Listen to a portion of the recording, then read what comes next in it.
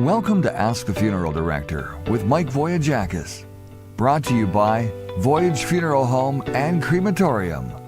Now, here's your host. Hello, everyone, and welcome to Ask the Funeral Director on this Wednesday, August I don't know the date. What's 14th. The date? The 14th. There we go. Lucky number 14. We've got a great show lined up tonight. Mike and I have been at funerals all day working away. I had to pitch in because he's short a couple of people, so maybe we can get some people to sign up and throw their resumes your way and maybe get you a job from you, because I can't work for you. It's tough, man. That's a hard day. I tell you what, I'm tired tonight. We'll talk to Mike in a sec. He's got lots to say tonight. I'm going to just kind of kick back. I've got some good stuff. We're going to have some fun tonight. We're also going to get serious about some big-time questions on the funeral industry, and we're hopefully going to clear up some of the wonderful questions that people bombard us with every single week, and we love it. We hope we can get to all of yours as we move along. There's lots more to come. Stay right there. We're going to get to our sponsor. We'll be back after this. At the Cork and Flame, we're always cooking and ready with the finest for all our customers, any time of day or night. From breakfast, brunch, to lunch and dinner, steak and seafood, to ribs and more. The Cork and Flame Fine Dining. Always fresh, with fabulous desserts and a narration of the urban landscape, plus a passion for quality food. Eat, drink, chill. Cork and Flame, 3106 Portage Avenue. There's no hurry, so sit back and relax.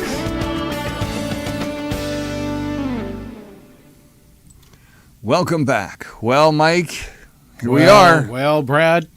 Guess what day it is? Today's the 14th. No, that's not what I'm saying. What do you always say when you come on the show? First thing you say. Welcome to another edition of Ask the Funeral Director. There you go. The man himself. I tell you what, I spent the day with him today, and it's been a long day. Looks like we're headed into darkness now together. Not bad hanging out. No, pretty good guy. We had fun. Brad doesn't like funeral service very much. Stuffed me in an elevator today. Put him in an elevator. Stuffed me in the back of the hearse last time I was with you. I mean, do you think I like working with you? Jeez. Well, you're having fun. You're having fun. I'm learning lots. I tell you what, it is a tough job though, and I honestly I don't know how you do it every day.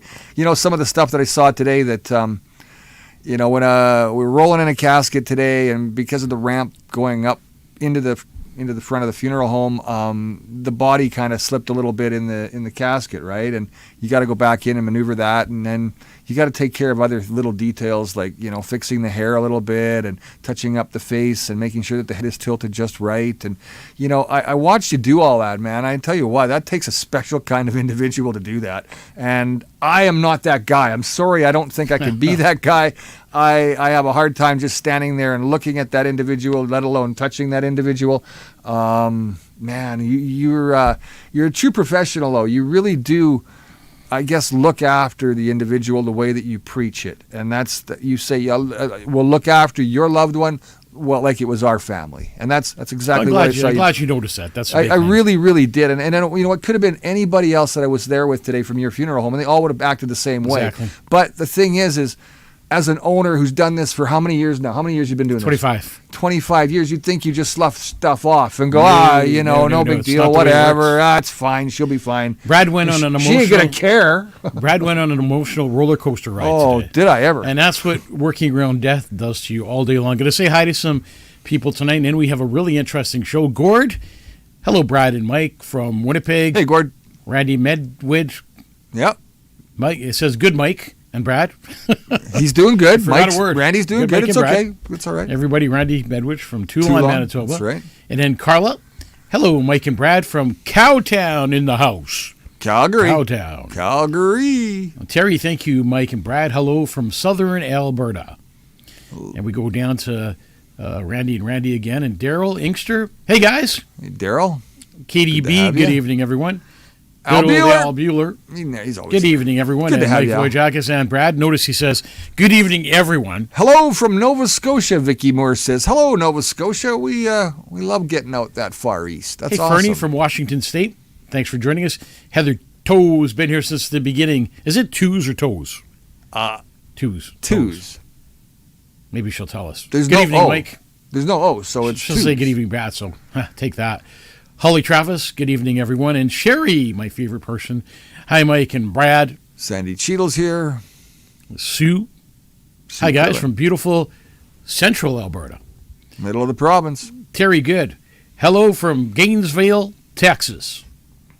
What's he doing in Texas, Terry? I don't know, but I wish I was in Texas. You know, one of my friends and I went fishing this weekend, and Terry runs a place that you can leave your animals overnight. Oh, and really? He took care of my friend's pet and did a great job. And it's like a pet hotel. No kidding. You know, pretty cool.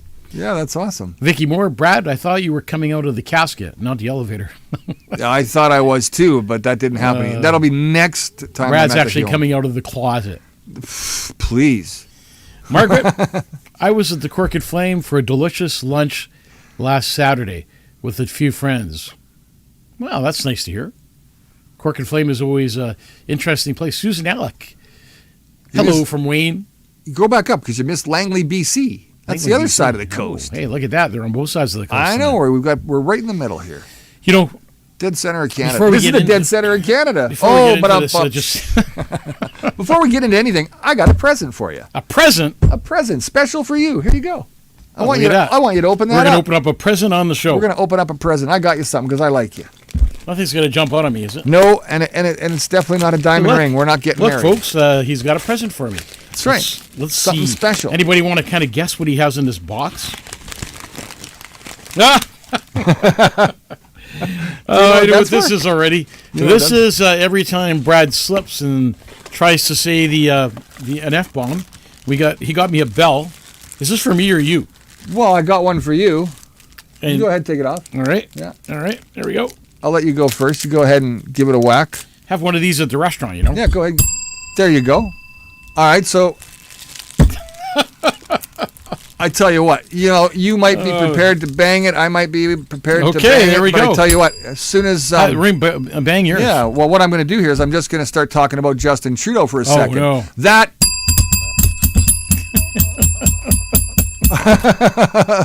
no good. I want to share a story before we get into the show today and say hi to some more people. So this week I was driving through a Tim Hortons lineup, and then I saw this big, huge guy who clearly was homeless and on the street, and something told me to turn around and go talk to him. So I turned around, I pulled up beside him, I sat beside him on the curb, and I said to him, "Hey man, like, when's the last time you had something to eat?" And he goes, "Well, 2 days ago." I'm like, "When's the last time you had something to drink?" And then he goes, 2 days ago. And I said to him, "Are you hungry? Can I go get you something?" And he goes, "Come on, man, don't pretend you care. Just go back to your car and get on with your life." And I looked at him and I said, seriously, sincerely, can I get you something to eat? So I went over to Tim Hortons and I grabbed him, a coffee, and I grabbed him a couple of sandwiches and a couple of waters, and gave him some money, and then I sat beside him on the curb, and he goes, "What are you doing sitting so close to me? I smell terrible." And I said, "No, that's not what it's about." I go, "We're equal. You and I are equal." And he says, "What do you mean by that?" I go, "Tell me your story." I go, "I'm interested to hear your story." And this poor guy shared a story with me that brought tears to my eyes. So he went out and fought in the last war we had, and obviously got into some conflicts and did what people do in wars. And then he had a 12-year-old son at home. And he said, I killed a 12-year-old kid, my son's age. And he said, I've never been the same since. And he goes, I told my wife about what had happened, and it was either me or him. And he started crying, and he said that his wife had left him and taken their kid with them. So when he came back, he had nowhere to go, and he became homeless, living on the streets. And his wife said to him, "You don't deserve to be loved. You deserve to be on the streets for what you did." And I felt broken for the guy. And I said to him, "Hey, let me get you a hotel, get you cleaned up, maybe grab a shave and help you get a job. My brother runs a tree service," and I was really wanting to take him to my brother's and get him a job. To make a difference, right? Because if you care, you make a difference, right? That's right. And it starts with somebody caring. Exactly. And I said to him, "I will pick you up or take you right now to get a hotel, to clean up, and then I'll help you get a job. And he said, I'm not worthy of that. For what I did in my life, I'm not worthy of that. And he goes, Mike, asked me for my name, and he told me he wasn't right in his mind. Oh, no. And I said, how about if I pick you up in the morning? And I take you, and we get a hotel, and we clean up, and you get a job, and, you can try and get back. We help you get the help, right? And he said to me, he looked behind Tim Hortons where there was grass, field, and he goes, that's where I belong, on the grass, and that's where I'm eating from, is the garbage bin. So it's really heartbreaking to see that there's homeless people out there who actually went and fought for us, for our freedoms and our rights. And now we're living on the streets because the government's just not helping them. You know who should be helping them is the military. The military. I mean, that's the government, but it's the military. I asked him why he wasn't on social assistance, just to get some help. Absolutely. To be on social assistance, you need a job. I mean, you need you have to qualify an address. You need an address. Things. Yeah. And he goes, I don't have an address, so I can't qualify for that. So it's sad that we're talking about 15-minute cities and bringing 1 million more people into Manitoba when we can't even take care of what we have, people. Yeah. There's people on the streets struggling. There's people that are out of old age who've worked so hard all their lives to build the highways and the streets, immigrated to these countries who are in food bank lines right now to eat at night. There's kids going to school hungry. We need to fix Manitoba first, make Manitoba a prosperous, fun place where people want to live, and then move on to bigger and better things. And I'm happy to say that on the 21st, we're going to have a get-together, call it a protest, call it whatever you want, to fight the 2050 plan. And it's not really a 2050 plan, it's a 2025 plan, because as soon as this gets elected, they're going to start and they're going to change our lives forever. And I talked to a Free Press reporter the other day, and I said to this Free Press reporter, she asked me about the 2050 plan and what I thought. I gave her everything in writing. I sent her a written statement after talking to her on the phone, and she only wrote one thing that I said, really, and that was just read between the lines. Yeah. After the whole statement I gave her, read between the lines. And the Free Press, the papers are just not on our side. And it's unfortunate. It should be them giving the true statement of what somebody says and let the people judge or decide what should really happen. So join us on the 21st at the Ledge. We're going to have some powerful speakers there. We're going to try and educate people on what 2050 cities are, smart cities, whatever they're calling them. And we need together. I'm so happy to hear that 3 have pulled out now. You mentioned that Free Press. I just want to mention that they're not all rags. Not all newspapers are rags. We actually have a turnaround in this city for once in our lifetime. The Winnipeg Sun. I can't believe it. That's right. And that's Kevin exactly Klein right. has taken over the Sun and made some. I have a bell that says "Ring for toilet paper." Kevin, do you get stuck in the washroom quite often with all those beauty supplies? 15-minute cities will destroy our province as we know it. The truth is not being told. There's a lot of lying going on about this and a lot of misconceptions. There is. So you need to get together. We need to fight together. We're stronger in numbers. The more people we get together on the 21st, the more powerful we became. We saw in Niverville what happened. People went out in Niverville, and we're going to fight it, and they had to cancel the event because it was just overwhelming for them. They never even thought in a million years that was going to happen. And it happened, and they had to postpone the event. And then Niverville is pulled out. Yeah. From the 2050 plan. So now we have Niverville. Wait.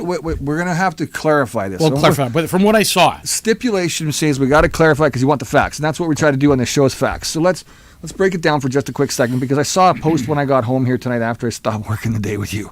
But nonetheless, you actually worked. Well, I did work. Yeah. Okay. So somebody said that you can opt out. It doesn't mean that you're not a part of when you opt out. They're saying that they're going to opt out. It doesn't mean that they're totally out. I think opt out kind of means that they're not on board. They're not. Well, are they not on board, or are they just they're having problems with some of the things? Selkirk has made it clear that they're not on board. Okay, I don't think Niverville has made that clarity yet. From what I read in the news, for what you can believe in the news, they've pulled out. Steinbach's definitely pulled out. Somebody today told me that Steinbach wasn't even in the game. So I got to be honest with you. There's been a lot said in the last 24, 48 hours. We need to fight to make sure that this does not get into power. It's another backdoor deal, and we got to put a stop to it. So hopefully you'll join us on the 21st. Yeah, it's far from over. There's 18 municipalities that are involved, and even if 3 are out, that still leaves a heck of a Gord lot says left. the Free 15. Press got 30 million out of 1 billion Trudeau's gave the media. Yeah, that's right. That's right. They'll be around for a while. They're not going anywhere. They got more than enough. CBC's taken their big payout from the government, and what have they done with it? Oh, they gave it all to their corporate executives then laid everybody else off. I think people are finally waking up. I think people are finally getting it. Niverville was a perfect example about people coming out in numbers. I got to speak at the first event, which I was really proud to have a chance to do. My neighborhood that I live in St. Andrews, a lot of people are completely clued out. I hear Kevin lives in St. Andrews too, but a lot of people are completely clued out of what's happening in St. Andrews. There's people who just don't know. They don't know. That's because there hasn't been the transparency. Dan Ross seems to think he knows. He says, replying to Nikki Sunshine, they say they're out, but behind closed doors, they've already signed on and taken the money for that matter, maybe. Interesting. I guess time is going to tell, but the more we fight, the harder they're going to have of a chance to do this. Like I said, people have the power, and that's actually a fact. We're going to get into some Selkirk pulled out, not Steinbach, Al Bueller says. Yeah. Interesting. There's a lot of speculation. We got our own accommodators in the background here. We've got to figure that out. We're going to go into a couple of videos, come back. We got a really interesting and cool show for you this evening, so stay tuned. What are we going to do for videos? What's the first video you have? I couldn't tell you because I want you to just play it. Just hit it. Let's do it. Do it. All right. Here we go. First video. Do it. Promising inflation numbers today in the U.S. Consumer prices rose at the slowest pace since 2021, which could mean an interest rate cut south of the border. The cost of living is also a concern across Canada, and now the cost of dying is also going up. CTV's Sarah Plowman is in New Brunswick. And Sarah, what have you learned about this issue? Sandy, more people are choosing to prepay for their funerals. They're paying now so their family doesn't have to worry later. In its 6 decades, Bishop's Funeral Home has experienced a lot of change. The latest is more people are choosing cremation over burial and prepaying for funerals. The cost of living changing how people deal with dying. So they don't have to worry about, or their children don't have to worry about, trying to fund a funeral at the time when they pass. Prepaying has especially become popular the last 4 years here. Funerals can be paid all at once or in installments. The contract is locked in. So whether the price goes up in 5, 10, 15 years or not, that package that you prearranged is guaranteed. Across Canada, funeral homes are doing a lot more than they once did. Like 35 years ago, did I think I would be selling sandwiches and have a liquor license? The majority of Canadians are now choosing cremation. It typically costs less than a service with a casket, but even that might be too expensive for some. In Newfoundland, unclaimed bodies piled up at a hospital and led the province to up the subsidies for families who can't cover funerals. Here, costs to run the operation went up as energy and salaries did, and that does trickle down. But ultimately, we try and guide them a bit and say, okay, well, if this is what Dad wanted, these are the bare minimum things we'll need to do, but these are the choices that you may choose to do or not to do. According to Canadian Funerals Online, the average cost of a traditional cremation funeral in this country is between $5,000 and $12,000. Of course, that could rise depending on circumstances. Sandy. All right, Sarah, thank you. Wow, how much? $5,000 to $12,000 for cremation? What are you talking about? So the reason we played that video is you need to be careful. And as you're shopping around for funeral service, we're all going to lose a loved one one day eventually. And you need to educate yourself today for peace of mind tomorrow. Because there is funeral homes out there, even in Winnipeg, that will charge you $12,000 for cremation because they have all these salespeople working for them. Voyage Funeral Home, cremation $1,600. It's going to be going up in the next little while just a bit. But you get value for your money. And we don't take advantage of you. And yes, funeral service is changing where people are getting liquor permits, and cremation is definitely on the rise. And yes, we are ordering food for people now and doing all kinds of new things. Celebrations of life are the new things. $3,000 in savings. What are they talking about? Holy cow, man. That's just ridiculous.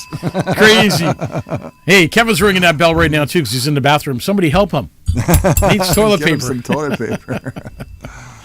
We're going to go into another video. Yeah, we are. The grieving family was targeted by. This is something you need to scam. watch for, because this is another scam that's going on out there, and families are getting taken advantage of left and right. So watch this, educate yourself, because it could happen to your family. Hey, Randy Medwood wants to know if you had a payment plan. We do have a payment plan. Simple and easy. So we have a payment plan that's through Assurant Life of Canada, and it's simple, it's easy. You put $400 down, and then we finance the rest for you.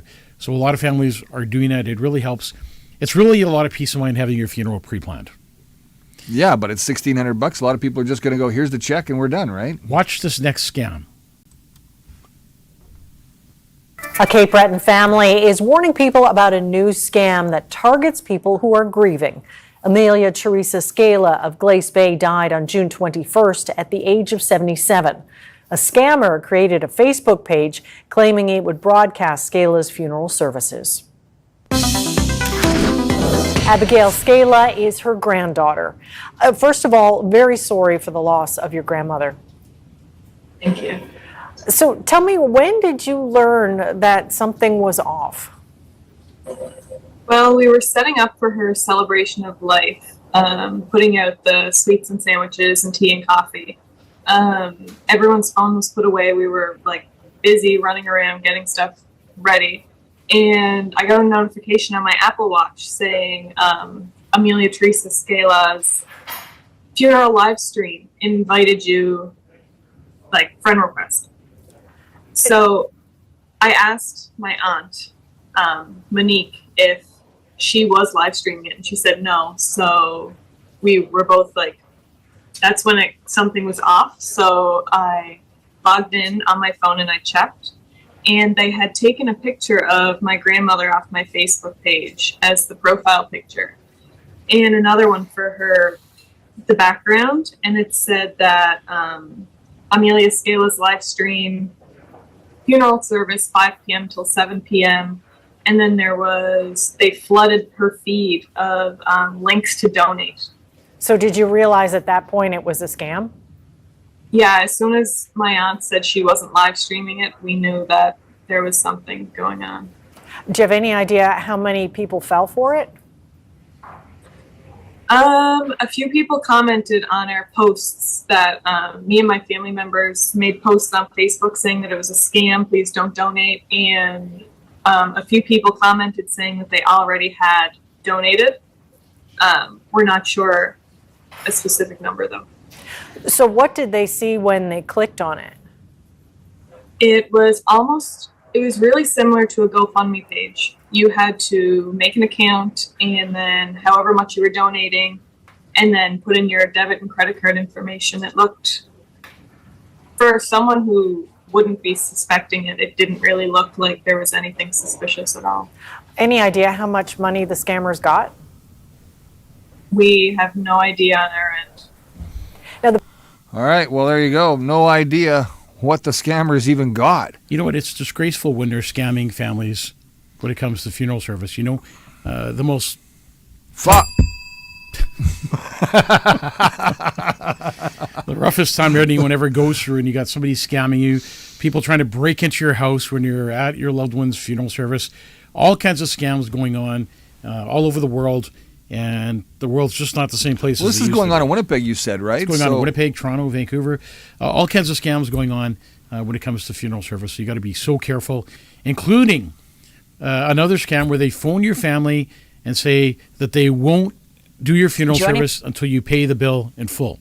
Really? Full? So then they pretend they're the funeral home, and they basically ask you for the money in full. You pay the money by MasterCard or Visa, thinking that your funeral service is going to be great. It's going to be paid for. You have nothing to worry about. They're not going to cancel it. And then you go in the next day and find out that the funeral home didn't get any of your money. It was a scammer phoning to try and take your money.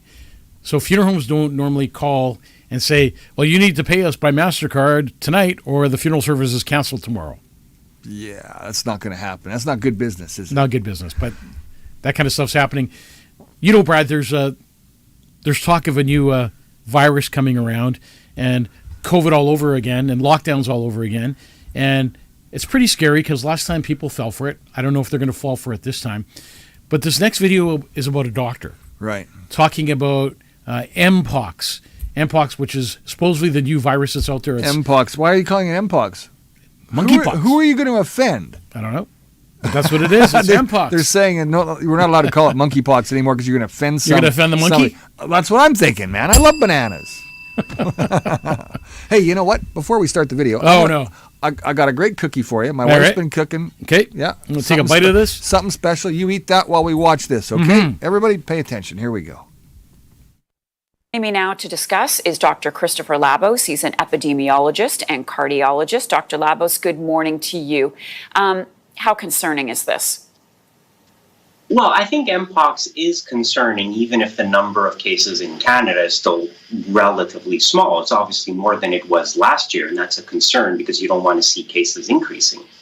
But we have a tendency in this country and across the world to adopt an out-of-sight, out-of-mind problem. And so if you're walking around any city in Canada right now, you might say to yourself, well, Mpox doesn't seem like a major concern. I'm not at risk. And as you know, most people watching us right now aren't. But this is still a global problem. And even if it's not a major issue in Canada, it is a major issue globally. And if we don't deal with it properly as an international community, it may become a major problem in Canada, as we saw in 2022, when the Mpox became not just an issue in Africa, but an issue around the world.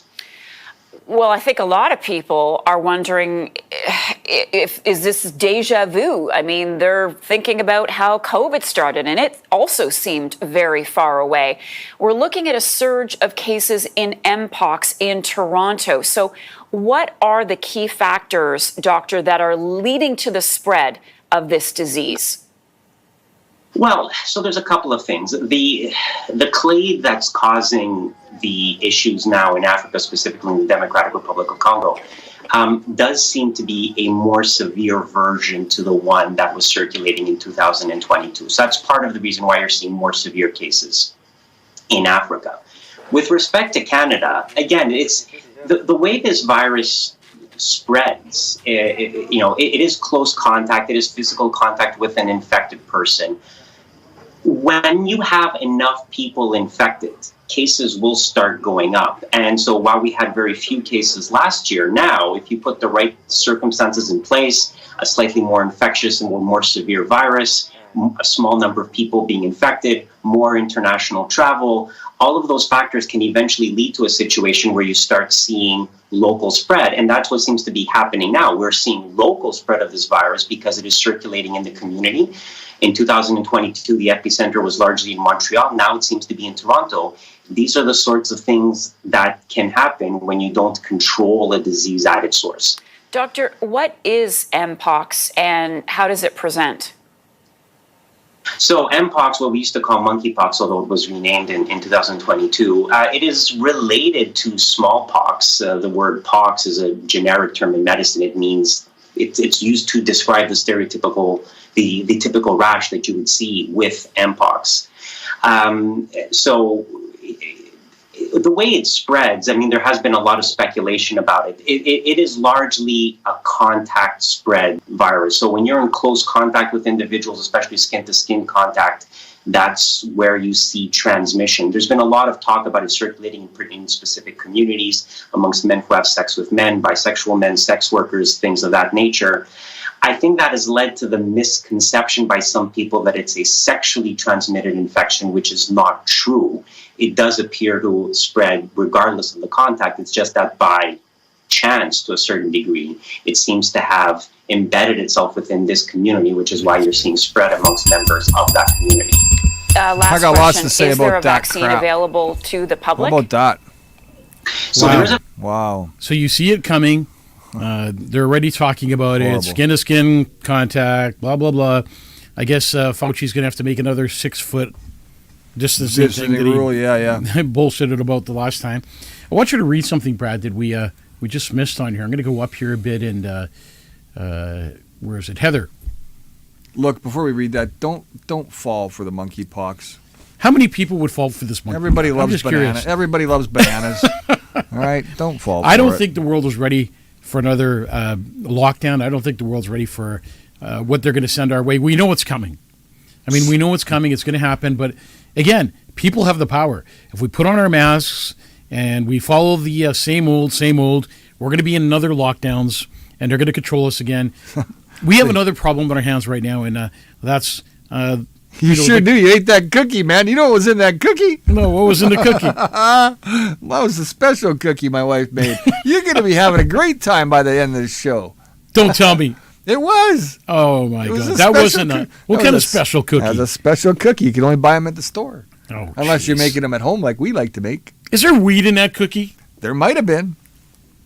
I hope I'm not going to be like flying off the handle. We'll see if your eyes are red at the end of the show or not. Hey, I'm Brad Wilder, and this is Ask the Funeral Director. What's going on, man? We have all right. Yo, dude, we have another problem on our hands, and all these countries are heated up, and they're sending weapons to the Middle East and ships and airplanes and World War III, and there could be on the brinks of World War III. I think what I would suggest to anybody some right news now, stations are calling it that it's already started. I would suggest that people have food in their houses, canned food that you can live on if something like that was to happen. Get some gold, get some silver. Before we get into more stuff, Brad, I just wanted just read that thing from Heather Toes. I am going to read. Then we'll go into the next video, and that's going to start off this whole crazy show. Okay, so we just lost a gospel group family in an airplane accident, and the pilot and wife and the group's manager, 7 people. Okay, 7 people. Their one daughter and husband that was expecting a baby, not the husband, but the daughter, went a different way to go and meet them. She is the only one left now in the family. We need to keep a group prayer get a group prayer going, keep Autumn and her family in your prayers. Another tragic situation. And wow. Thanks, Heather, for posting that. Autumn. I'm wondering where did that happen? Was that in Manitoba? Was that in Ontario? Maybe Heather, you could tell us where that happened. I forget where she's from, Heather. Actually, didn't she say out east? Not too sure. We'd have to go back to the top and look, but not right now. Hey, do you have something I can eat? Yeah, if you're hungry, Jeez. Do you have the munchies yet, Mike? Let's order a pizza. I hope that's not the truth, man. I hope that what was in this plate was not what you say. It could have been. Got to drive home, Don't want to drive you home ain't going nowhere, man. You're staying overnight. I'll be spending the night at Brad's house. I'm not sleeping with you either. You're right. You're not. We're going to do this next video, which you're going to find really interesting. And it actually, pay attention to this video because this is what we need to do. They're talking about us here. They're talking about us in this video. You ready, Brad? I don't know if anybody will see this. We'll just give it a go. Well, you'll hear it anyways. Yeah, you'll hear it. It was that ant that stood up to me. Yeah, but we can forget about him. Yeah, it was just one ant. One ant. Yeah, you're right. It's just one ant. Yeah, boss. They're puny. Puny? Say, let's pretend this grain is a puny little ant. Did that hurt? Nope. Well, how about this one? Are you kidding? How about this?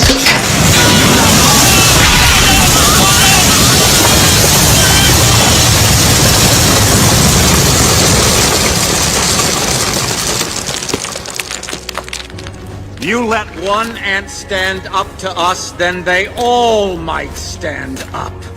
Those puny little ants outnumber us 100 to 1. And if they ever figure that out, there goes our way of life.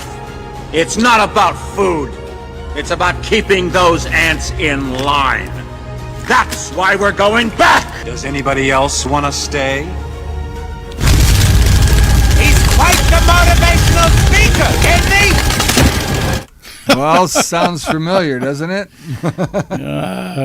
What movie was that? I'm not too sure, but Ants. we're the ants. We're the ants. And what they don't want us to do is become ants in numbers, because ants in numbers make a difference. Did you notice when 1 or 2 ants were getting things thrown at them, it didn't matter? That's like us. If 1 or 2 people show up at this 21st event that we're doing, it doesn't matter. If 5 or 6 show up, it doesn't matter. It's when the whole jar shows up that you make a difference. That's right. And then the people the government finally realizes, oh my God, these people realize that they can take us over. That's exactly what happened in Niverville. Exactly what happened in Niverville. Exactly. So I highly suggest that you come out on the 21st at 1 o'clock and join us on the west side of the ledge. It's a peaceful demonstration, educational piece, a bit of everything happening that day. That's right. And we're going to have some music beforehand, and we're going to, it's just going to be a fun night. Join us in the fights. And this isn't about screaming freedom. This isn't about screaming freedom, is it? No, this is not about freedom. This is about the 2050 agenda and the plan that we need to educate. Bring a friend who knows nothing about this. Yeah, please bring a friend who knows nothing about this. Bring a few friends that know nothing about this. Yeah, to think, bring 20. You conspiracy theorists don't know a thing of what you're talking about. Bring them out so we can educate them. Okay, so I'm going to tell you a quick story about that. So a friend of mine calls me up. He's a truck driver. He drives down in the U.S. He drives across Canada. Do you have any chips? Not yet. Okay. Okay, so he shows up and he says, hey, how about I take you on a tour of the city? I said, what do you want to do that for? He says, I want to take you around. I want to show you what's really going on with this infrastructure. I said, you're a truck driver. I said, I don't mean to slant truck drivers, but dude, you're never home. Were you at the meeting at Polo Park at the Canad Inns that we were at that day? Well, no. Okay, so you must have been in Niverville. No, I wasn't in Niverville either. Oh, okay then. So you must have read the 2050 plan. Well, no, I haven't read that either. So what makes you think you actually stand a chance of knowing more than I do when I was there and I was involved and I interviewed people and I talked to people? And you're going to sit here and tell me that you know more than me? Give your head a shake, you. That was your story? That was my friend. That's Jeez. a friend who's been a friend for, 40 years like us. And I go, how can you just over your head like that? I'm really interested. I know the viewers that watch the show, I know most of them would fight against another COVID coming, another lockdown. Most of us will. It's time to go to war. And I'm not talking about physical violence. It's not that kind of war. It's just talking about a different kind of war where we stand up for yourself. That's right. You know what? You could sit on the couch and you could be a guy who tells people what to do on your couch, or you can get up, get off the couch, and make a difference. And that's what we need to do this Wednesday. Stop letting them throw stones at us. Yeah, that's exactly right. It's time to start throwing those stones back and letting them know that we mean business, and we're going to go to every one of these meetings, and we're going to put a stop to this nonsense. In my opinion, they should work on Winnipeg, Manitoba, and make this province a province that people want to live in. When they go to school, they come here, they go to school, and they leave because there's nothing in this province. Let's stay downtown Winnipeg. Let's make it vibrant. Let's put businesses down there that have meaning. Do you know, it's impossible to run a business in the city of Winnipeg. Just hate it because they don't work with businesses. The mayor and the council that we have in right now does not work with businesses, and that's why you see so many for lease signs downtown. That's why you don't want to go downtown. Where there's people, there's no violence. We have violence on these streets that's completely out of control, a drug problem that's out of control, a mental health issue that's out of control, and we're worried about bringing 1 million more people in, dense housing, squashing people together because we want to compete against Vancouver. Well, let me tell you something, Mayor Scott Gillingham. We will never compete against Vancouver. We don't have oceans or mountains. So why don't we work with the infrastructure that we have and make this city a city that people want to stay in? When our kids grow up, they don't leave, but they stay here because we give them something. Think about this. Our transit system is our buses, electric buses. Can you believe that? We need to get a monorail in, something that's going to get these younger generation. I'm going to be on the Clay Young is going to do an interview with me Friday at the. What are you guys talking about? Because we're going to talk about the violence in this city. The violence in this city is completely. It's beyond belief. You can't even believe how bad it is. It's stretching outside of the downtown core, and it's making its way into suburbs. And for the people that live in all these outskirts like Hedley and St. Andrews and Niverville and all these places, this violence that's going on to our city is going to carry on to your neighborhoods. That's right. If they do what they're planning on doing, their plan is so ridiculous. It makes no sense in so many different ways. I could break it up for you, and we will on the 21st. But it is nonsense. What they're telling you is nonsense, and it's about these payouts that they got. And Brad ran a video on Wake Up Canada News, and it showed in 2019 what they were going to do. 2018, actually. 2018. Yeah, how this really got ramped up in 2018, and then payments started to happen. And I've got a big story coming about who took the money and where the money is coming from and all of that. So, again, you can tune into Wake Up Canada News at BitChute, Rumble, YouTube, Facebook. Hey, wait a everywhere. sec. Let's talk about that. We're Ask everywhere, the Funeral just like Director you. now is on Rumble. It's on Twitch. It's on YouTube and X, all kinds of places. Yeah. But, you know, the bigger cities that have more people than we do, you can expect the violence. Manitoba is a small province. So let's break it down then, because I mean, this is Ask the Funeral Director, but there's worldly issues. Brad, did that we you have to invite talk Action about. for Canada to speak on the 21st? Great question. We're probably going to get Pierre to come out, who represents. Yeah, I know. I've been trying to get him the last couple of days, but he was running around the province trying to make it to all of the different events that happened yesterday and today. So we've missed each other. You but know, we'll get on that. want this. I want you to know, we want this to be an event that's going to unite everyone, because through COVID we went through a whole bunch of issues where, well, that guy is doing this and this guy is doing that, and I hate this person. This is about money. This is about this and that. This is about uniting everybody as one. That's what I'm trying to do. There's no money involved here. If you have a representative that wants to speak, and we feel they're fit to speak and they're good speakers, we would have them there. Because that's what this is about. This is about people's voices being heard. And if I remember when I went to that first 2050 meeting, you can't even ask a question. No, you can't. Think about that. They want to bring this big plan in to put all these places together, but you can't ask them anything. That's pathetic. It really True is. Story. They're not going to answer. You can ask them all you want. They're not going to answer. So that was the big thing and the problem with talking to them. The problem is lack of transparency. And I wish it was 2026 right now, because in 2026, you'll be seeing a lot of me. And if I was in power, none of this stuff would be happening.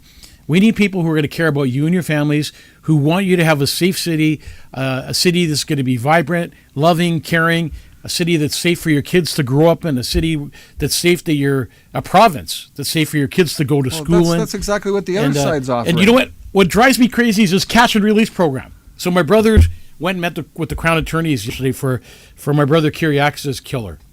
And this guy can actually stand and ask for bail right now. Can you believe that? Bail? After murdering my brother. Should have been. That doesn't start with a J. That's jail, not bail. Bail. There's no such thing as jail anymore, Brad. It's bail. And every time you sit in, these court systems are destroying this province. And until one of these judges or lawyers loses their kid to a violent crime, that's the only time things are going to change. I hope that doesn't happen. We don't want that to happen. That's not a good way to. That's not the way to learn a lesson. But the bottom line is, your words of wisdom and knowledge and everything that you've been through should speak miles to those individuals. You know what? As a funeral director, I can tell you that I see things that you'll never see. Things that I have in my head that I see every day of the week. That's never on the news. That's never heard of. A guy gets hit in the head with a baseball bat, and he goes on life support, and he dies a month later. It's not news anymore. The gang violence in the city is completely out of control. The drugs are completely out of control. And, a lady came to me yesterday and said to me that she took her kid for help. And she tried over and over to get him help. When he talked to doctors, he said to the doctors, "I'm going to kill myself. I need help." And they said, "We have no room for you." 2 days later, he took his life. Oh. They'd rather tell the people on the streets who fought our wars, who are struggling with cancers, instead of helping them, what they're doing is offering them the MAID program. "Oh, we got a solution for you. Why don't you just take the MAID program, medically assisted in death?" What do you think of that, Brad? I think it's a sad situation. That shouldn't even be happening now, should it? I believe Christina's right. Their goal is to create anarchy and make people ask for something more to be done, and then you'll have martial law. That's a very true story. And Christina, you're right on that. And of course, Christina's Greek. Those Greeks have something in common. They made statues after us. Absolutely, they did. They're letting churches be destroyed and burnt. And, it seems like the Bible's coming alive right in front of our eyes. I was talking to Brad about that earlier. But there's got a time that we have to say no. We have to say enough's enough. I keep saying that over and over again. It starts on the 21st, and then we go from there and we fight harder and harder. Let's be an army. of soldiers that's fighting for our freedom and our kids' freedom, our grandchildren's freedom, and a better life for us. I agree with you 1,000 times over. They don't give a damn, Mary Lou says. Viola Love. Hi, y'all. Why do people say that? Hi, y'all. Hey, y'all. Yeah, I don't know. I think that cookie's like really getting to me. You were kidding, were you? Catching it? Yeah, I kind of feel a little bit drowsy. I'm trying to read the thing. I see 3 screens instead of 1. He's so full of. Can't believe you did You have no that idea. to me. He's so full of. He didn't. There was nothing. It'll take more than a cookie. In those cookies, but chocolate It'll chips. take more than a cookie to bring me down, Brad. We don't do that at here. That was all just playing with. Well, your the love mind. says we need to fight If for all you're- nations if and you future gotta- generations. Yeah, that's true. And that's exactly why we're here. That's exactly, I think about this all the time. I don't have to be here to fight. I could just go on with my life, work at my funeral homes and just mind my own business. But I'm doing this because I really sincerely care about you and your families. I sincerely care about your kids' future and your grandkids' future. I sincerely do from my heart. And I want to help. And I think if we can have a few people, lots of people, tons of people reaching out and wanting to help because they care, that's when we make a difference. Somebody didn't like the fact that I wrote "Evil Globalist Agenda Uncovered" at the top of this poster, but it kind of fits, doesn't it? Well, it's kind of an evil plan, and I know a lot of people were fighting about a whole bunch of different things. Why are you guys having it? Why aren't you having it at City Hall? Well, we changed it to the Ledge because it is a provincial matter. It is. It is a provincial matter. I don't know if you know this, but this came out. We could actually go stand in front of the Lieutenant Governor's place because that's the one who's ultimately This responsible. came out when Pallister was in power. Just That's so right. you know, this whole plan, this whole evil agenda came out when Pallister was, and they make it sound so pretty. Oh, we just want to unite every. It's almost like we want to unite every nation and share the water, and share the peace and love. No, that's not what you want to do. You want to bring 1 million people in here and flood our country like other provinces are across Canada, and they're just total disasters. So what's going to happen? And I'm not speaking from experience here, but this is what we're talking about in the news industry. We're going to see a strip mine of the country. We're going to see a strip mine of our resources. We're going to see a strip mine of the gold, the diamonds, the resourceful water that we've got, the lumber, the lithium. The lithium is the big one, and that's, I believe, why they're bringing the foreign workers in, is because they're going to be some big mines in this country that are going to start getting the necessities that China needs to be a part of that industry, which is, again, building lithium batteries, building electric cars, and doing all that. I mean, those electric cars that are blowing up everywhere? They are. They're blowing up everywhere. Catching on fire, big time. I still believe life should be sacred. This is the time to come out on the 21st and join us, because this is only going to happen once for us. We're not going to do it 10 times. No, we're going to do it we once. just need to show numbers. In Edmonton, the cops always show up thinking we are going to cause trouble. We come in peace, and we're going to be coming in peace. I had a talk. Absolutely. I had a talk with the police the other day. They phoned me up and said, "Tell us about your events."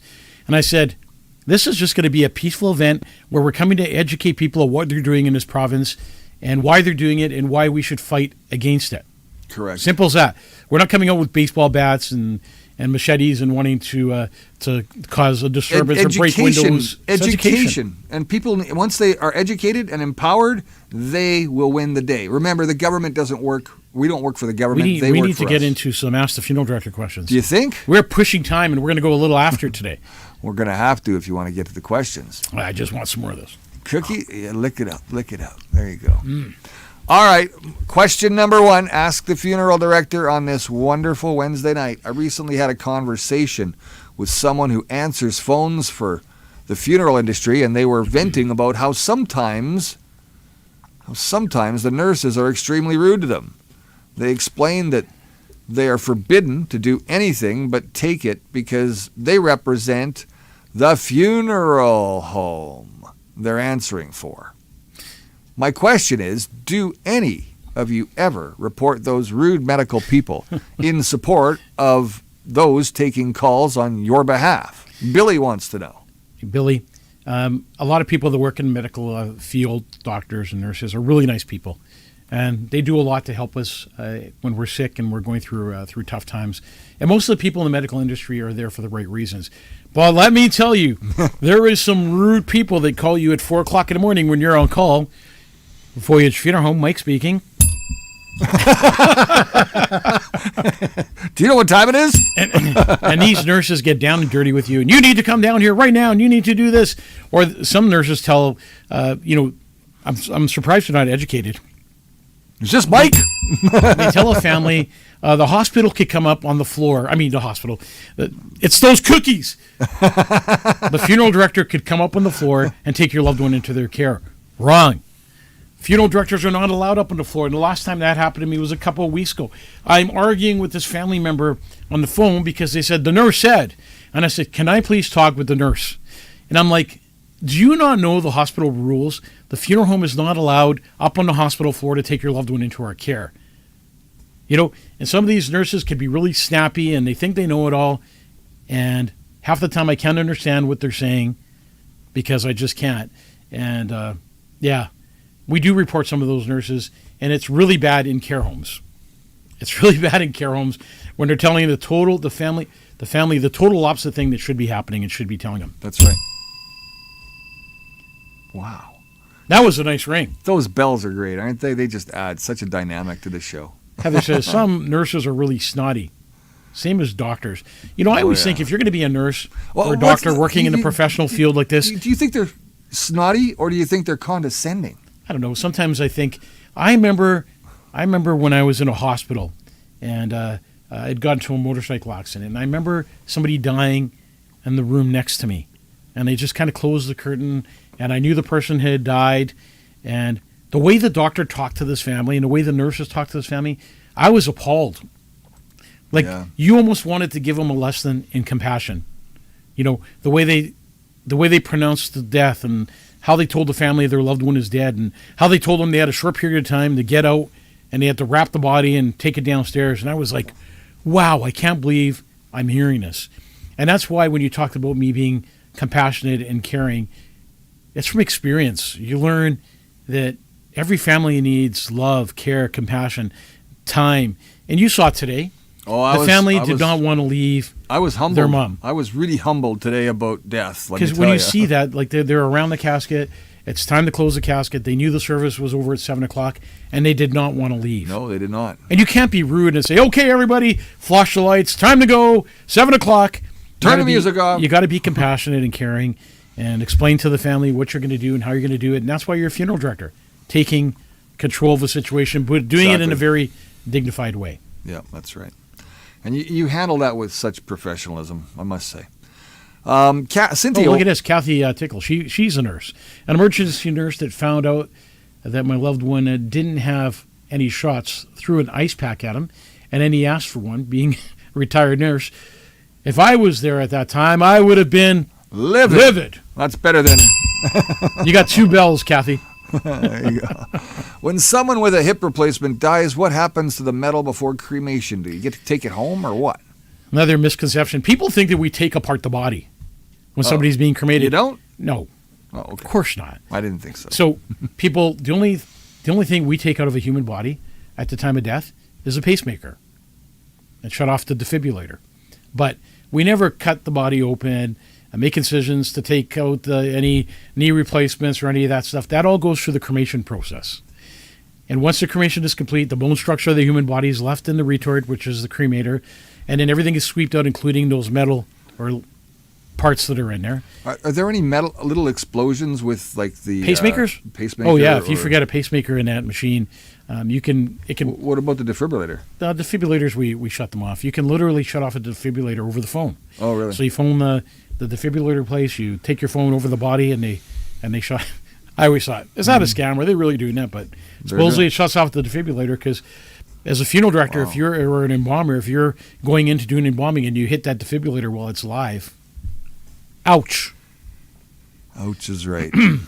Okay. So anyways, what we do with all that we take out of the body, it's basically placed into a bucket where we send it off, whatever money we get. I mean, a whole garbage can full of titanium and stuff like that gets you like $200, $150. We just donate that to a charity of our choice, just to help somebody out. That's great. That's nice of you. Yeah, got to do it. This next question's a little bit tough. It's not your easy question. Carl really wants to know, and I can't blame Carl for wanting to know. I have a brother who's just been committed to long-term care facility. I'm with him now for a month, but I do have to return home. What happens when he passes and there's no money to pay for the funeral? I think there's more. I've just got to... Let's do this. Here we go. He was a hermit? He was a hermit. No friends or family. What happens to him? What's going to go down there? I think that everyone deserves a dignified burial, a dignified farewell, whether it's just a simple cremation. Everyone deserves the respect and the dignity of a final goodbye. So I truly believe that that this gentleman, whether he was a hermit or not, still deserves the respect and love that everyone else deserves. So when somebody doesn't have funds, when they come into the funeral home, we usually set them up with someone who's going to help them with funeral services. For example, social assistance. So if the person was a hermit, as he says, and didn't have a house and really didn't have a job and didn't have any money, and usually when they're in a long-term care facility, they pretty much have nothing. So usually social assistance will help pay for the funeral service. And people always say, I don't have money to pay for my dad's funeral. Do you apply for that funeral. social assistance? So we help them apply for it. We get all the paperwork done for them. Free? The new way they're doing it is free, of course. And then we give them the paperwork. It needs to come in from their email address, and that's the way it is. Barb Green, Kevin, Steve Page, a lot of people joining us. Is it acceptable for anyone, anytime, to begin pre-planning? We have adequate life insurance, but... everything jumped. Are you sure you didn't have some of those cookies? Everything jumped ahead. This mouse is not being nice tonight.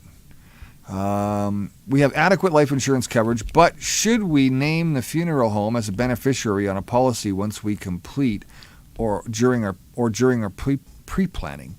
What information should we take with us to the funeral home to begin the pre-planning process? Thank you in advance, Fred says. So you could pre-plan at a funeral home without putting money down. A lot of people do that. So basically what happens is we make up an info file. An info file means you don't put no money down because you have a life insurance policy. You designated, $5,000 to go to the funeral home. So that's the good thing about a life insurance policy. I would prefer personally if a person had a life insurance policy where they have control of their funds than buying a funeral plan. So a lot of families come in with life insurance and they show us that they have a life insurance policy and they say to us, hey, can you finance us until the life insurance company pays us? And then, of course, we do that. And then there's others who come in and want to go on a payment plan. So they come into the funeral home. We put them on a payment plan. As long as they put $400 down, we kind of carry the money for them and they pay it off in time. So there's so many ways of pre-planning. When you come into a funeral home to pre-plan, it's very basic. It's basically asking for the deceased person's name, social insurance number, place of birth, date of birth, parents' names, including the mother's maiden name, where they were both born. And that's the kind of stuff we ask during an arrangement and what your wishes are and stuff like that. Perfect. John says, my loved one is in a personal care home and we don't have funeral arrangements in place yet. What happens if they pass prior to making funeral arrangements? Two things you need to know about that. If you don't have funeral arrangements made and you have a loved one in a care home, be aware. Some of these care homes, I don't know if they have deals going on because everything's about deals and money these days. But if they can't get a hold of you and your loved one dies in a care home, they are going to send your loved one to a funeral home of their choice and you're going to pay the price because those funeral homes are very, very expensive. It's happened many times when people phone us and they say, hey, the care home sent our loved one to whatever funeral home, and that's not what we wanted. We wanted to use you. So if that happens, you could say that was not our choice of funeral home. We wanted to use Voyage.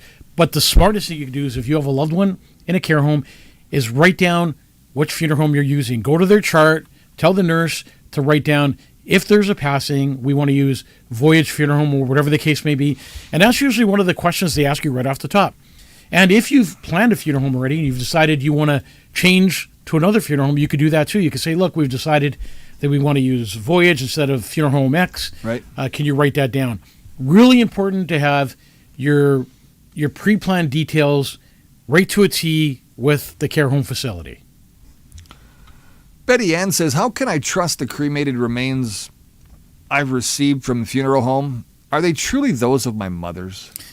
Betty Ann. We get that question all the time. Why wouldn't they be? And I remember, I'm going to share a story with you that was heartbreaking for me. When we first got into business, it was the first year a lady lost her young husband. And I remember her sitting across the table from me as I passed her a box. And she said to me, "Are these my husband's cremated remains?" And I was heartbroken because I didn't know how to answer that question. I was stumped as a funeral director because I didn't know for sure, because we didn't have a crematorium. We subcontracted that out to a third party. They brought us a box. We assumed that that was their loved one. And I remember going home that night and not sleeping for a couple of days because it just worked on my conscience, and I felt guilty that I was doing the wrong thing. So then we came to a conclusion with the funeral home. We either open up our own crematorium or we get out of funeral service because we shouldn't be here if we don't have the proper equipment to provide the proper services. So when I say that, I say use a funeral home that owns and operates a crematorium. Don't use these storefront businesses that subcontract your loved one out to a third party, a fourth party, have nothing to do with the cremation process. Because I told you how I felt when I had to hand somebody cremated remains. And there's a lot of guilt to that. There's a lot of guilt to not knowing whose cremated remains you're giving. And you know what? People spend a lot of money on cremation. You know, cemetery afterwards, taking a trip, scattering out of town. You want to make sure it's your loved one that you're scattering. And you want to make sure that you go to a funeral home that gives care and compassion to that deceased person. And you may say, well, the person's dead. Does it really matter? Yes, it does. It's still your loved one. They deserve compassion, care to the best of their ability because that was the body that they lived in and that's the body they died in. And it's our responsibility to either cremate or bury our loved ones in a dignified way. Absolutely. Absolutely. That's the kind of attention to detail Mike puts into all this. It's fantastic. My mom passed away recently. Her bank account is now frozen. Uh-oh. Was she in a trucker convoy? How do you pay for funeral bill? How do you pay for the funeral bill if I have no access to her funds? So this happens all the time. Call Justin. Lorraine. Call Justin. You know that. Don't give money to truck. No, I'm just kidding. So this is something that happens all the time too. So a loved one passes away. The bank finds out that they've passed away. The first thing they do is seize the bank account.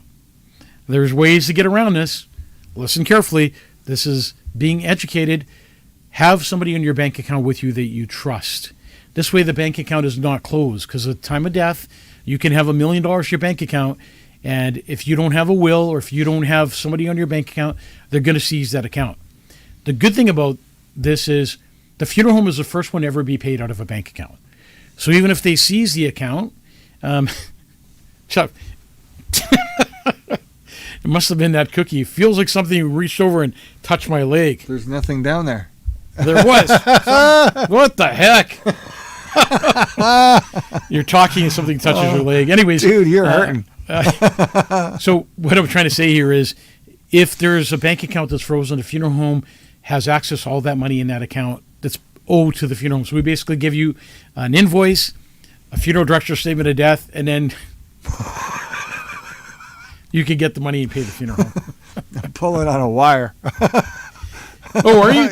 Oh, my God. He's pulling on a wire, and I thought something's touching my leg. I'm like, what the heck? We're in a studio here. There's nothing underneath me. No, there sure isn't. I told you tonight was going to be a fun show. Have another cookie, Mike. Heather says it's a ghost. Yeah, ghostly wire. You can never watch a funeral home show anywhere and laugh and have fun like we do. Is Brad getting frisky? Yeah, he's taking advantage of me because he gave me a cookie.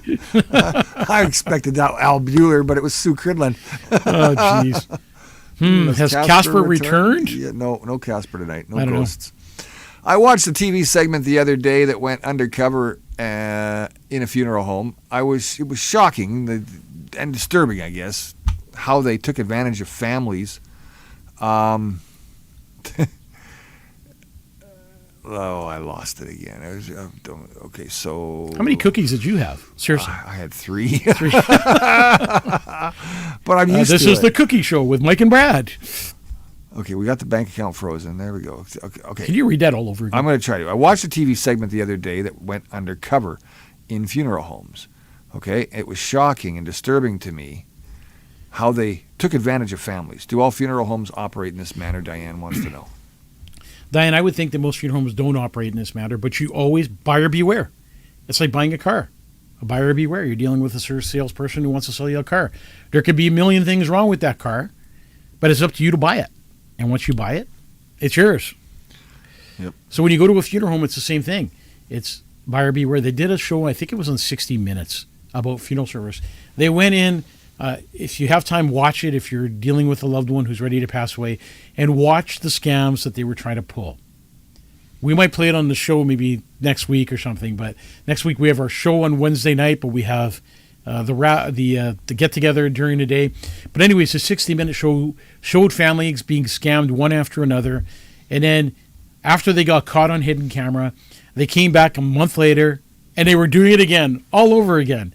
So scams happen at funeral homes every day of the week. So when you go in, if you're grieving and you're alone, take somebody with you. W5 did one. That's what it was, W5. Yeah. Gord's right on top of things. It's like, what's that question period where they answer questions for you? W5, yeah. There you go. So yeah, this happens in funeral service all the time. So be careful when you go to a funeral home. Educate yourself today for peace of mind tomorrow. When you come to a funeral home like Voyage, and I'm not saying there's not other good funeral homes in the city. There is. But if you come to a funeral home like Voyage that I represent, you're guaranteed to get exceptional service, no salespeople, and nobody will ever take advantage of you. Unless Kevin's in the bathroom and he's ringing the bell. Hey, Kathy Tickle told me I can't go to work tomorrow. She wants me to bake her 2 dozen cookies, and she needs to laugh a little bit more. She said, so I'm not going to be able to come to work for you. I'm going to have to stay home and bake cookies tomorrow for Kathy. Oh, hey, Kathy, you're going to get some good cookies. They're doing something to me. I thought there was something touching my leg. You know, Joanne says something a couple times here. I just want to read it. In regards to funeral home choices and care homes, I assume the same applies with a parent in a group home. Absolutely. It must. So you want to always, it goes for hospitals too. You always want to aware the hospitals, group homes, care homes, if there was a death, where you want your loved one to go. Be careful when you answer that question, because there's something called the traditional ruts. Take me to the bar. Mom went to funeral home X. That means dad needs to go to funeral home X. And then grandma and grandpa also need to go to that same funeral home. Don't fall for those tactics. Most funeral homes in the province of Manitoba use the original owner's name, but are owned by corporations now. The original owner is no longer there. They sold their business, and the person that bought their business is just using the name. Get it? I get it. Got it? Yeah, you know, Good. my grandparents were both buried at a funeral home up on, we'll say, Main Street, and they believed that those families were still in charge, and obviously they're not. Most funeral homes, there's 2 or 3 funeral homes in the city that are family owned, and the rest are all corporate owned. So be careful. It's buyer beware. Need milk with those cookies. I agree, Gord. Like, this water is just not doing it. Oh, and there's his wife wanting to hand me no. I'll pass on those cookies. Thanks anyways. Okay, so a couple more questions. We got to wrap things up. We're already going on to 10 after, so we got to make it move here. Listen, everyone's still on the show. I know. Stop worrying about time. Okay. Ask the questions and give me another cookie. All right. My mother has stage 4 cancer, and I was in the verge of passing. She would like to know some of the benefits of cremation. Can you please provide a few examples of how cremation will help her make a decision? So what is it you can talk me into that's better to have cremation than it is to Sylvia, lay on the ground? The things about cremation is, and I'm not pushing cremation or burial, it's a personal choice, but cremation is people's choice these days. 95% of the consumers are using cremation, probably in Manitoba. Is that a price thing? One thing is a price thing, it's a time thing. So a lot of people can't afford these big traditional burials. And the cemeteries are blowing things out of proportion with their costs. So you got to pay for your funeral bill. Let's just say at Voyage, a full traditional burial, including a casket, $7,000. That's an exceptional price. But then you go to the cemetery and you got to pay another $5,000 or $6,000. That's for the plot of land. That's just for the plot, and then the opening and closing, and then they make you buy a liner. So let's go $6,500. Then you got to put a marker on there, and then you're another. So you're $10,000. That's marker's a headstone. Okay. So it's a price thing when it comes to cremation, and it's also a time thing. So cremation is not time sensitive. So what a lot of people are doing now is what we did today, Brad. Brad had his first experience at the funeral home. He's been helping me lately. So people the people today came in. They had a full traditional service with a casket and their loved one in the casket. They got a chance to say their goodbyes and have a dignified service, and then cremation is going to take place afterwards. That's a good thing because it gives you both worlds. You know why I help you, right? Why? It's not for the money. You care about me. It's not because I care about you. You want to learn. I actually just want to know that I'm at least educated enough to sit in this chair and be on the show. I appreciate you. And doing I don't think I am yet, but I'm learning and I'm definitely catching. I saw a pretty confused Brad laying today. down. Well, Brad's like, I don't know if I can do this, Mike. I just don't know if I can do this. This is crazy. How do you do this every day? How do you deal with this every day? How do you handle people crying like that? Just crying. I mean, that's just, whoa. And I started thinking about my own family. I started thinking about my daughter. I started thinking about my son, my wife. But that's good. You know what? It's good to think about her parents. My brother never thought he would die at his age, right? That's right. And you never know when God's going to call us home. I'm lucky to be here too. And the thing is, yeah, exactly. So you know what? Go on my website, voyagefuneralhomes.com, get a will kit, get a power of attorney kit, get the Wishes and Memories book, and put all your wishes in writing. So if something was to happen to you, Brad, I gave you that months ago. I got a worker for you. Joanne M. Alec is right here, right now. A couple of months back, I emailed Mike resume and cover letter. Mike, you still got that thing hanging around? I want to work for you. Send it to me again, Joanne. Like, what are you looking for? What do you want to do? Hey, if there's anybody out there who's looking for a part-time job, who wants to work at a funeral home like Brad did today, be an usher, drive vehicles, sort of like Wade and Alec does for us, help us out, Paul Bearer. Like, working around a funeral home, usually it's a part-time job for people who want something to do with their time. We're looking for people right now. So send us an email and let us know you kind of want to work part-time and you have a suit and tie. I got a couple more shifts to pull, but suit and tie, you're caring, you're compassionate. The other thing I can't handle is being in a tie all damn day anymore. I love being in a tie. Read the next question, Brad. All right. What question are we on? Number 10? Well, something like that. All right. Number 9, actually. Nope, number 10, you're right. My husband and I live in a fixed income. We do not have a lot of money. Is there a way that we can pre-plan together, Shauna says. Yes, there's a plan that you could do. For people that don't have a lot of money, you want to pre-plan your funeral service, and you want to make sure you have peace of mind, knowing that your kids are going to be covered. You don't have to worry about things. There's one insurance policy you could buy where it's 2 in 1. So you buy that policy for both of you, and the first one passes away gets to use it. I can't remember what it's called off the top of my head, but it's a policy that's good for 2 people. Right. And are you yawning? I'm trying not to. It's been a long day. Brad's on Ask the Funeral Director. It's supposed to be an exciting show, and here he is, yawning. You're fired. Donald Trump would say, you're fired. Story of my life. Heather says she loves the purple ties on us. My mother is about to pass away this week. This is not my mom. According to the Power of Care doctor, that's what he's telling her. She had pre-purchased a niche at a local cemetery. What's a niche, Mike? A niche is where you put the urn in a wall. Oh, okay. I didn't know that. The salesperson at the cemetery tried to bully me aggressively, informing me that I must use the funeral home located on the cemetery property or I will not be able to use my mother's pre-purchase. I had previously used Voyage. I knew that this was not the case. Can you please tell me if the staff are allowed to mess people in this such manner? So this is another way of them taking advantage of you and misguiding you and trying to make money. So basically, if you have cemetery property at a local cemetery, you don't have to use the funeral home located on that cemetery. But some of the salespeople will tell you, I got into an argument once. It was David and Goliath. Them being Goliath, the big, large corporation, and me being David. And they tried to push their weight around with me, and they sent the lawyer after me saying what they said. And I said, listen, you're lying to customers, and it's just wrong. And you can't tell a family that they can't use Voyage, and if they do, they can't use your cemetery, because under the Cemeteries Act, that's not true. So if you have cemetery property anywhere, you could use any funeral home to go to that cemetery and do the burial. Don't be fooled or misguided. We're going to read a couple more comments. We'll cut it short. We'll save the next. We'll not save the next question for the next show. Okay. And just want to remind you again. Joanne says, disgusting how funeral homes treat families of the deceased. Boils my blood. Yep. Sad Sad. Oh, yeah, Larry. That's right. It's called First to Go.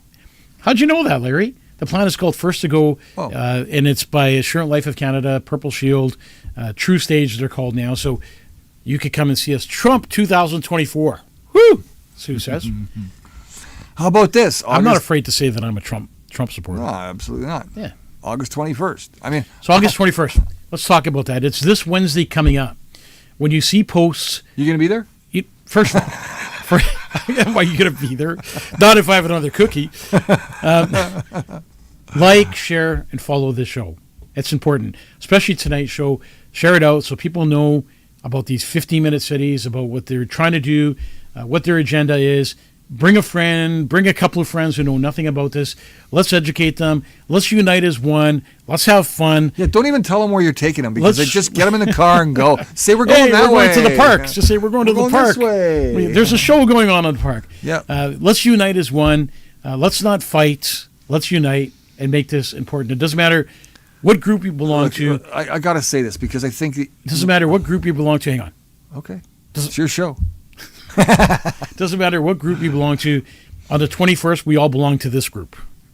That's what I was going to say. The group that believes in freedom, the group that believes in our children, our grandchildren, that believes in our city, and our province. The group that knows what's going on. And the group that knows what's going on. Wake up, people. Wake up, people. Not you, you but need to wake up. Wake up the people around you. So many people Shake still it up sleeping. a bit. I see a majority of people wearing masks again. Let's just put it this way. You are not going to have to explain to your family member, relative, next door neighbor, co-worker, or boss. We're going to do all that for you.